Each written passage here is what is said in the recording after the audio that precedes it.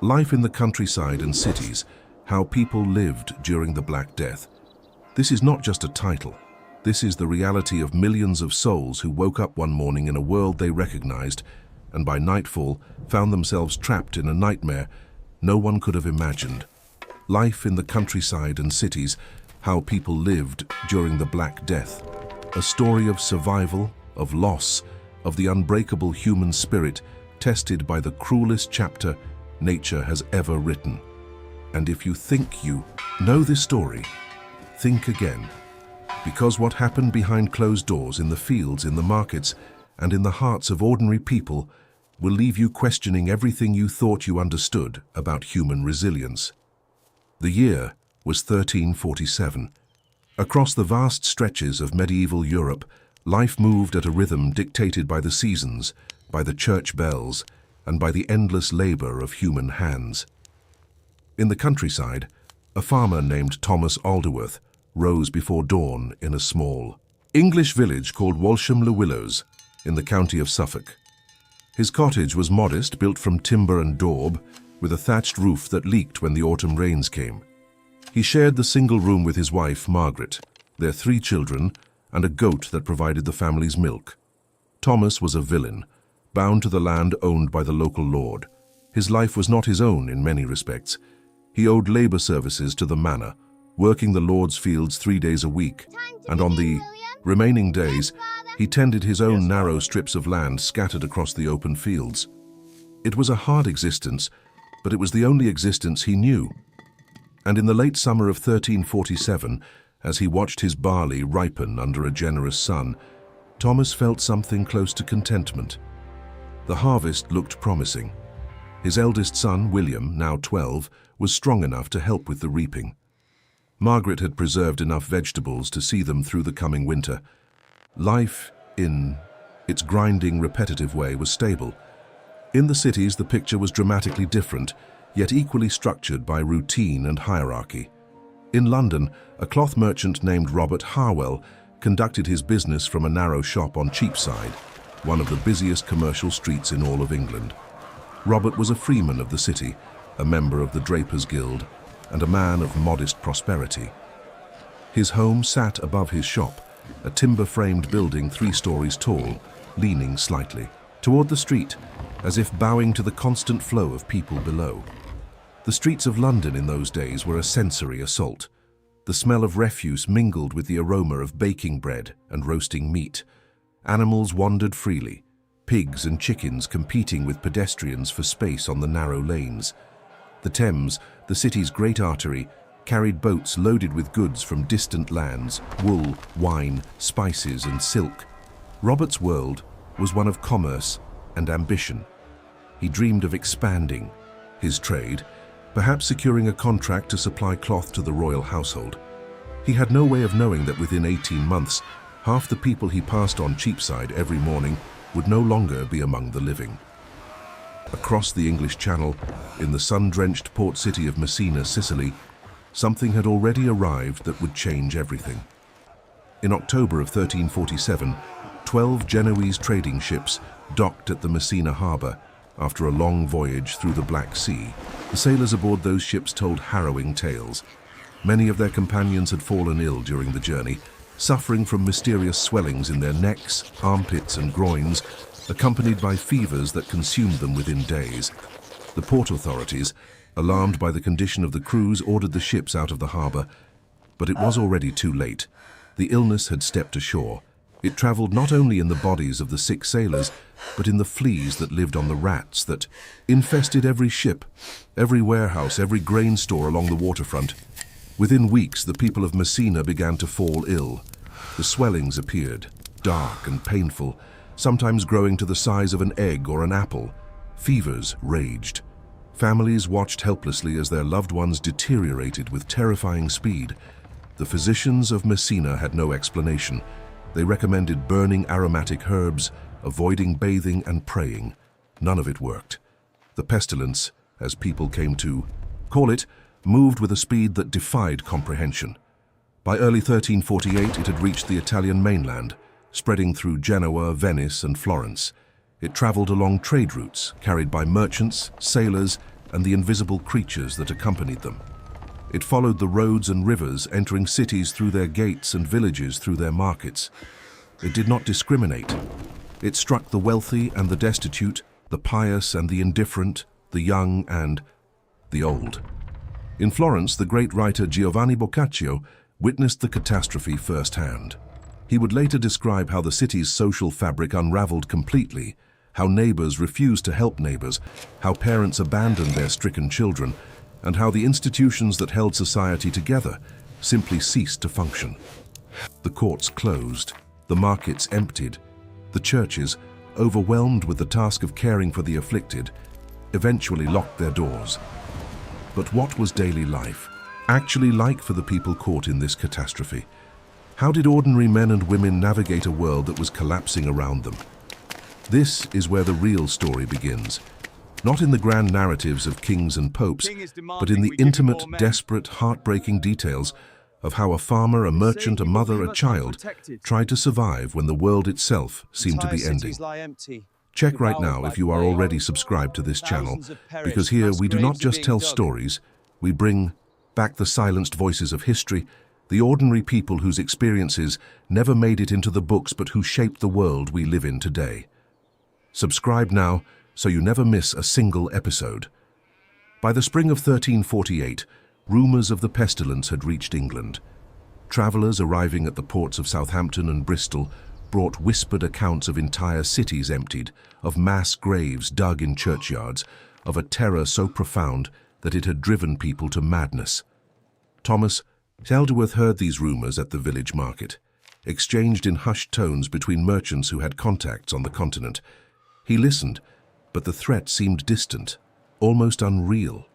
Suffolk was far from the ports. The village of Walsham was a quiet, isolated place where the biggest concerns were the weather and the harvest. Surely whatever was happening in Italy and France could not reach them here. In London, Robert Harwell was less sanguine. As a merchant with connections to continental traders, he had received more detailed accounts of what was happening across the Channel. He heard that in Avignon, the seat of the papacy, the situation had become so dire that the Pope himself had consecrated the Rhone River so that the remains of the departed could be committed to its waters, the churchyards being completely full. Robert began to take precautions. He stockpiled food in his cellar, salted meat, dried fish, sacks of grain. He reduced his trips to the busy markets and instructed his apprentices to avoid the waterfront. He told his wife, Alice, to keep the children inside as much as possible. Alice, a practical woman who had survived 2 difficult childbirths and a bout of sweating sickness, took these instructions seriously. She sealed the windows with cloth soaked in vinegar, a remedy she had heard from a physician's wife at church. The pestilence arrived in England in June of 1348, entering through the port of Melcombe Regis in Dorset. A sailor recently arrived from Gascony collapsed on the quayside, his body marked by the telltale dark swellings. Within days, the illness had spread through the port town and into the surrounding countryside. It moved north and east with relentless efficiency, following the roads, the rivers, the patterns of human contact that connected even the most remote villages to the wider world. In the countryside, the impact was both devastating and deeply personal. Unlike the cities, where anonymity provided a thin shield against the full emotional weight of the catastrophe, in the villages, everyone knew everyone. When old John the Miller fell ill, the entire community felt the tremor. John was a fixture of village life, a stout, red-faced man who had ground the grain for Walsham for 30 years. His mill stood by the stream at the edge of the village, and every household depended on his services. When word spread that John had taken to his bed with a raging fever and painful swellings, under his arms, a cold fear settled over the village. Margaret Alderworth crossed herself and pulled her children closer. Thomas stood at the edge of his field, staring toward the mill, and felt the ground shift beneath his certainties.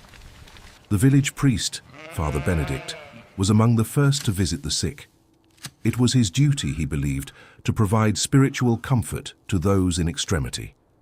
He went from cottage to cottage, hearing confessions, administering the last rites, offering what solace his faith could provide. He was a young man, barely 30, earnest and devout, and he believed with all his heart that the pestilence was a punishment from heaven for the sins of humanity. He preached this message from the pulpit, urging his parishioners to repent, to fast, to pray. Some listened. Others, gripped by a fatalism born of terror, turned instead to whatever pleasures they could find, reasoning that if the end was near, they might as well face it with a full cup. The practical challenges of daily life during the pestilence were immense. In the countryside, the agricultural calendar did not pause for catastrophe. The fields still needed to be ploughed, sown, and harvested. The animals still needed to be fed and watered. But as the illness swept through the village, the labor force dwindled. Thomas found himself working longer and longer hours, trying to maintain not only his own strips, but also those of his neighbors who had fallen ill or who had fled. The harvest of 1348 was a disaster, not because the weather was poor, but because there were simply not enough hands to bring in the crops. Grain rotted in the fields, fruit fell from the trees and lay fermenting on the ground. Livestock, untended, wandered into the forests or stood lowing in empty farmyards, slowly weakening. In the cities, the disruption was even more severe. London, with its dense population and crowded living conditions, was particularly vulnerable. The illness spread through the narrow streets and cramped tenements with terrifying speed. Robert Harwell watched from his shop window as the city he knew transformed into something unrecognizable. The bustling markets fell silent. Shops were boarded up. The constant noise of commerce, the shouts of vendors, the clatter of carts, the haggling of buyers, gave way to an eerie quiet, broken only by the tolling of church bells, and increasingly the creak of carts carrying the fallen to mass burial sites outside the city walls. Robert's youngest apprentice, a boy of 14 named Peter, developed a fever one Monday morning and was gone by Wednesday. Robert and Alice wrapped the boy's body in linen and left it at the doorstep for the collectors, a task that would have been unthinkable just months earlier. Alice wept. Robert stood rigid, his jaw clenched, fighting the urge to scream at a world that had gone completely wrong. The social structures that governed medieval life began to buckle under the strain. In the countryside, the feudal system, which depended on a large pool of bound labor, was severely disrupted. Lords found their manors understaffed. The carefully maintained balance between obligation and protection that characterized the relationship between lord and villain became untenable when there were simply not enough villains to work the land. Some lords tried to enforce their traditional rights, demanding labor services from the surviving peasants. Others, recognizing the new reality, began to offer wages and better conditions to attract workers. Thomas Aldworth, who had never imagined a life beyond the boundaries of Walsham, suddenly found himself in a position of unexpected leverage. A neighboring manor, desperately short of labor, sent a messenger offering Thomas tenancy of a larger holding with reduced obligations. For the first time in his life, Thomas had a choice. In the cities, the disruption of social order took different forms. The guild system, which regulated trade and maintained quality standards, struggled to function as masters. Journeymen and apprentices fell ill or fled. Prices for essential goods skyrocketed. A loaf of bread that had cost a penny before the pestilence now cost 4. Laborers who survived demanded higher wages, and employers desperate for workers had little choice but to pay. The traditional hierarchy, in which every person knew their place and stayed in it, was being reshaped by the brutal arithmetic of supply and demand. Robert Harwell, despite his grief over Peter's passing, recognized the commercial opportunities. With many of his competitors gone, his cloth business actually expanded. He felt guilty about this, profiting while others suffered, but he told himself that survival required pragmatism. The experience of women during the pestilence deserves particular attention, for it was in many ways distinct from that of men. Margaret Alderworth, like most rural women, was responsible for the domestic economy of her household, cooking, cleaning, brewing ale, tending the garden, caring for the children and nursing the sick. When the pestilence arrived, these responsibilities became both more critical and more dangerous. Nursing the sick meant direct, prolonged contact with those who were ill, and women, as the primary caregivers, were disproportionately exposed. Margaret watched her neighbour, old Agnes, tend to her husband through his final days, wiping his brow, changing his soiled linens, spooning broth between his cracked lips. Agnes survived, though her husband did not, and she emerged from the ordeal aged beyond her years, her hands raw, her eyes carrying a weight that never fully lifted.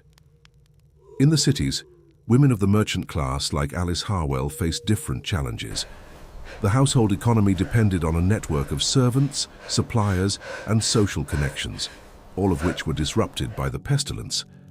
Alice found herself doing work she had never done before, kneading bread, carrying water from the well, scrubbing floors. She also took on responsibilities in Robert's business, keeping accounts and negotiating with suppliers when Robert was too exhausted or too afraid to leave the house. The pestilence, for all its horrors, created spaces where women exercised authority and demonstrated capabilities that the rigid gender norms of medieval society had previously obscured. Children experienced the pestilence in ways that are particularly difficult to contemplate. William Alderworth, Thomas's 12-year-old son, watched his world contract to a radius of fear. The fields where he had played with the village children became places to avoid. The familiar faces of neighbors disappeared one by one. His parents whispered in urgent tones at night, thinking he was asleep, about whether to stay or flee, about who had fallen ill, about whether the well water was safe to drink. William developed a nervous habit of checking his own body for signs of swelling, running, his fingers along his neck and under his arms several times a day, dreading what he might find.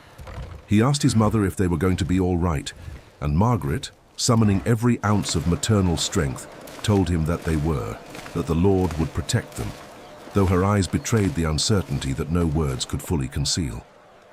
As the months wore on, the pestilence began to reshape not just daily life, but the very fabric of society. The feudal order, which had governed European civilization for centuries, was being undermined from within. In the countryside, the dramatic reduction in the labor force gave surviving peasants an unprecedented bargaining power. Lords who had once commanded unquestioning obedience from their villeins now found themselves competing for workers. Thomas Alderworth, emboldened by the offer from the neighboring manor, approached his own lord, Sir William de Cressingham, and requested a reduction in his labor services. Sir William, a pragmatic man, who understood that an empty manor produced no revenue, agreed. It was a small concession, but it represented a seismic shift in the power dynamics that had defined rural life for generations. Across England, similar negotiations were taking place. Peasants who had been tied to the land for their entire lives were discovering that their labor had value, real, tangible, negotiable value. Some abandoned their manors altogether, migrating to towns and cities where wages were higher and opportunities more abundant. The roads, which had been eerily empty during the worst of the pestilence, now carried a new kind of traffic, not fleeing families, but migrating workers, individuals and families, seeking a better life in a world that had been violently rearranged. The church, which had been the spiritual and institutional bedrock of medieval society, was profoundly affected. The clergy suffered devastating losses, partly because priests like Father Benedict had placed themselves in direct contact with the sick as a matter of pastoral duty. Estimates suggest that in some dioceses, nearly half the clergy perished. Father Benedict himself survived, though the experience changed him fundamentally. The young, earnest priest who had preached that the pestilence was divine punishment found his faith challenged by what he had witnessed. How could a loving creator inflict such suffering on the innocent? The children, the infants, the kind old women who had never harmed a soul. Welcome, boys. They had suffered and perished alongside the wicked and the cruel. Father Benedict continued to perform his duties, but his sermons took on a different tone, less certainty, more compassion, a quiet acknowledgement that the ways of providence were beyond human understanding. The psychological impact on survivors was profound and lasting. In the villages, communities that had been tightly knit for generations were fractured. The shared trauma created bonds between some survivors while driving others apart. Thomas and Margaret Alderworth drew closer together. their relationship strengthened by the ordeal they had endured.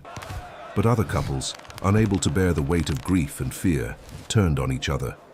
Domestic tensions that had been suppressed by the routines of daily life erupted into open conflict. The village court records from this period show a marked increase in disputes over property, inheritance, and personal grievances, the social glue that had held communities together, dissolving under the acid of collective trauma.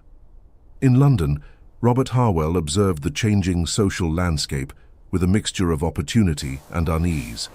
The city was rebuilding, slowly, painfully, but unmistakably. New businesses were opening, new faces appeared on Cheapside. The city's population, devastated by the pestilence, was being replenished by migrants from the countryside, drawn by the promise of higher wages and greater freedom. Robert hired 2 new apprentices, both of them sons of rural families who had decided to seek their fortunes in the city. He paid them more than he would have paid before the pestilence, a recognition of the new economic reality.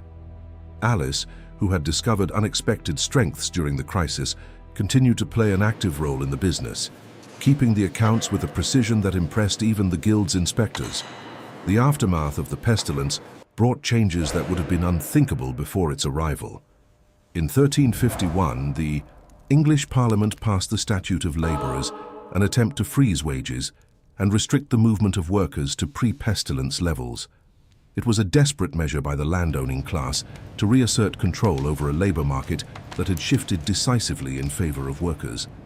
Thomas Alderworth heard about the statute from a travelling peddler who passed through Walsham, and his reaction was one of quiet defiance. He had tasted the possibility of a better life, and no statute passed by distant. Lords in London was going to take that away. Across the country, thousands of peasants felt the same way. The seeds of social upheaval that would eventually bloom into the Peasants' Revolt of 1381 were being planted in the furrows of fields tended by survivors who had learned through the most terrible of teachers that the old order was not immutable. If this story is touching your heart right now, drop a comment telling us which part has impacted you the most so far. Your voice matters, and it helps us bring more stories like this one to you. The cultural impact of the pestilence was equally transformative. Before its arrival, medieval art and literature had been dominated by religious themes, the lives of saints, the glory of creation, the promise of salvation. After the pestilence, a new sensibility emerged, darker, more questioning, more focused on the fragility and brevity of human life. The motif of the Dance of the Departed, in which figures from all walks of life, kings and beggars, priests and merchants, were shown being led away by skeletal figures, became one of the most powerful artistic expressions of the era. It was a reminder, stark and uncompromising, that no amount of wealth, power, or piety could protect anyone from the ultimate equalizer. In the countryside, the changes were more practical than philosophical, but no less profound. The dramatic reduction in the labor force meant that marginal lands, fields that had been brought under cultivation during the population boom of the previous centuries, were abandoned. Forests reclaimed pastures. Villages that had been home to dozens of families were reduced to a handful of cottages or disappeared altogether, their existence recorded only in tax rolls and church registers. The English landscape itself was being reshaped by the demographic catastrophe, a process that would continue for decades. Thomas Alderworth survived. His wife, Margaret, survived. His son, William, survived. His 2 younger children survived. They were among the fortunate, the families that emerged from the pestilence intact, scarred but unbroken. In the years that followed, Thomas took advantage of the new opportunities that the labor shortage created. He negotiated better terms with his lord, acquired additional land, and eventually achieved a level of prosperity that his father and grandfather could never have imagined. William grew into a capable young man who, freed from the rigid constraints of the pre-pestilence feudal order, would eventually leave Walsham altogether and establish himself as a yeoman farmer in a neighbouring county. Margaret, her hair streaked with grey before her 40th birthday, tended her garden and her grandchildren with a fierce, protective love that never quite lost the edge of fear that the pestilence had sharpened. Robert Harwell's trajectory was different, but equally shaped by the catastrophe. His cloth business thrived in the post-pestilence economy, as the reduced population meant higher per capita wealth and increased demand for quality goods. He expanded his premises on Cheapside, taking over the shop next door, which had belonged to a goldsmith who had not survived. Alice became his full business partner, a role that would have been scandalous before the pestilence, but which now seemed merely practical. Together, they built one of the most successful cloth businesses in London, their prosperity a testament to the new social mobility that the catastrophe had inadvertently created. But Robert never forgot Peter, the young apprentice who had perished in those terrible early months. He established a small charitable fund in Peter's memory, providing for the education of poor boys who aspired to enter the cloth trade. It was a modest gesture, but it represented something important, an acknowledgement that survival carried obligations, that those who had been spared had a duty to build something meaningful from the wreckage. Father Benedict remained in Walsham, serving his parish for another 20 years. His faith, tested to its limits by the pestilence, emerged transformed rather than destroyed. He became known as a compassionate and thoughtful priest, more interested in comforting the living than in condemning the sinful. He established a small school in the church, teaching the village children to read and write, a revolutionary act in a society where literacy had been largely confined to the clergy and the nobility. Some of his parishioners thought he had gone soft. Others recognized in his quiet dedication the mark of a man who had stared into the abyss and found, not answers, but a deeper understanding of what it meant to be human. The pestilence would return in waves throughout the 14th and 15th centuries, though never again with the devastating force of the first outbreak. Each subsequent visitation brought its own grief, its own disruptions, its own lessons. But the first great pestilence, of 1347 to 1353, remained the defining event, the catastrophe against which all subsequent trials were measured. It had taken, by most estimates, between a third and a half of Europe's population. It had dismantled social structures that had endured for centuries. It had challenged the authority of the church, the legitimacy of the feudal order, and the complacency of a civilization that had believed itself secure in its understanding of the world. And yet, in the midst of all this destruction, something remarkable had happened. Life had continued. People had adapted, improvised, endured. They had found ways to care for each other, to maintain the essential rhythms of daily existence, to plant crops and bake bread and raise children in a world that seemed determined to tear itself apart. The story of the pestilence is not, ultimately, a story of destruction. It is a story of resilience, of the extraordinary capacity of ordinary people to find meaning and purpose even in the darkest of times. If this story is making you think about how powerful the human spirit truly is, hit that like button right now and share this with someone who needs to hear it.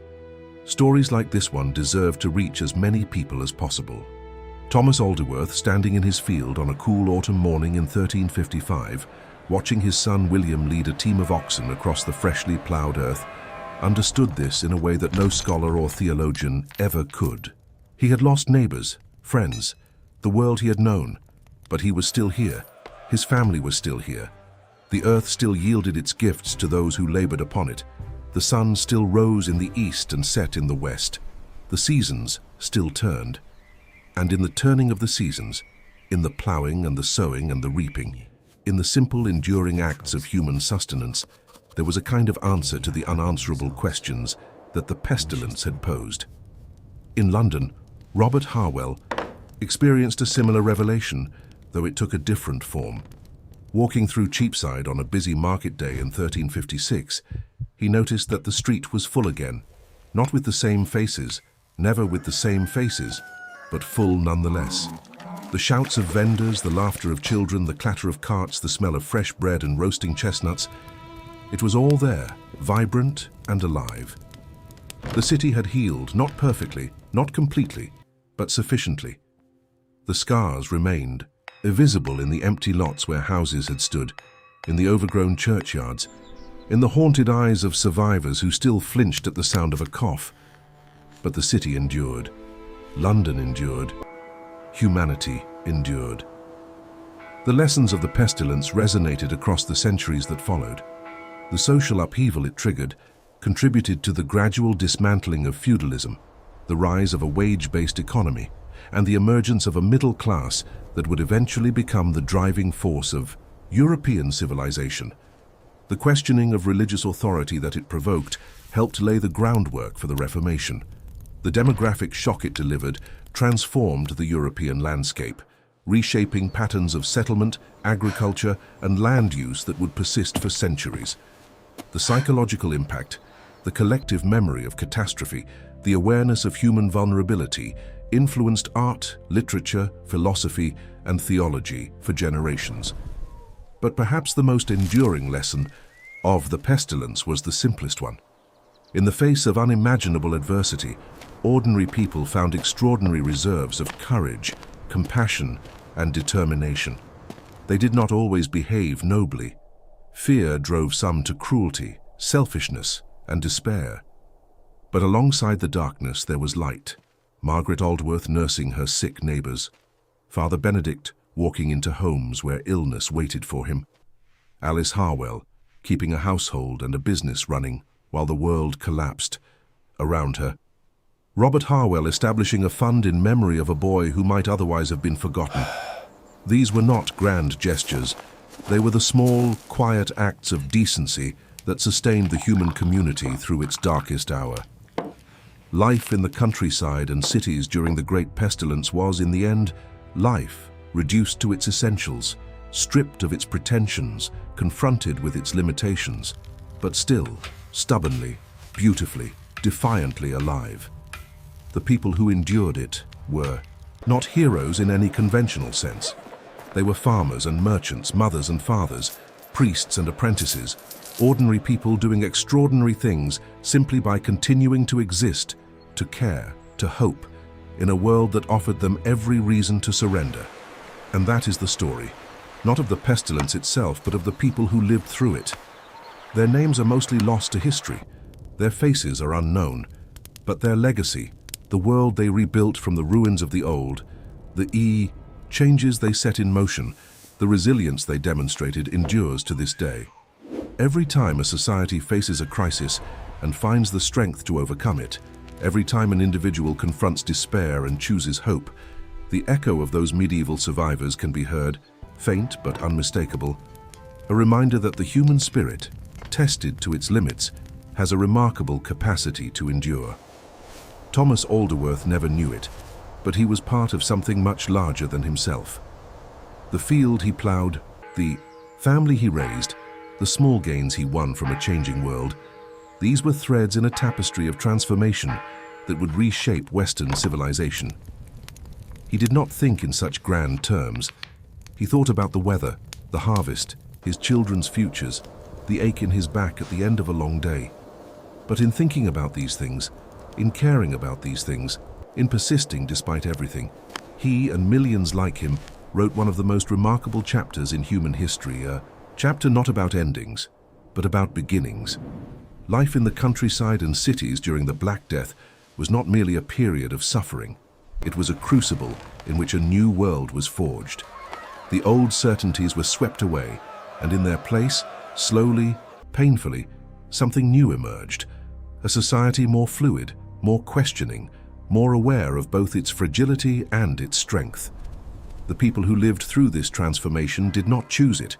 It was thrust upon them by forces beyond their understanding or control. But they rose to meet it, each in their own way, and in doing so, they proved something that no pestilence, no catastrophe, no force of nature can ever disprove, that humanity, for all its flaws and frailties, possesses an indomitable will to survive, to rebuild, to create meaning from chaos, and to carry the flame of civilization forward, even through the deepest darkness. And if there is a message in this story for us today, it is simply this.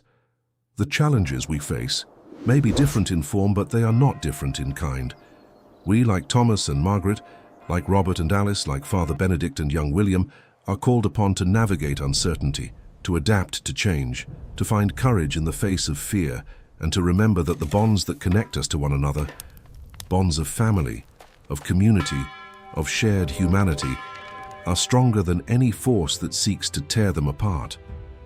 The people of the 14th century learned this lesson at an unimaginable cost. Perhaps if we listen carefully to their story, we can learn it at a lesser one. This was the story of how ordinary people lived, endured, and ultimately prevailed during one of the most devastating chapters in all of human history. Their courage was not loud. It was not celebrated. It was the quiet, steady courage of getting up every morning and doing what needed to be done, of loving the people who depended on them, of planting seeds in soil that had been watered with tears, of believing against all evidence that tomorrow might be better than today. And in the end, they were right. Tomorrow was better. Not immediately, not easily, but eventually, inevitably. The world they built from the ashes of the old became the foundation upon which everything we know and cherish was constructed. That is their gift to us.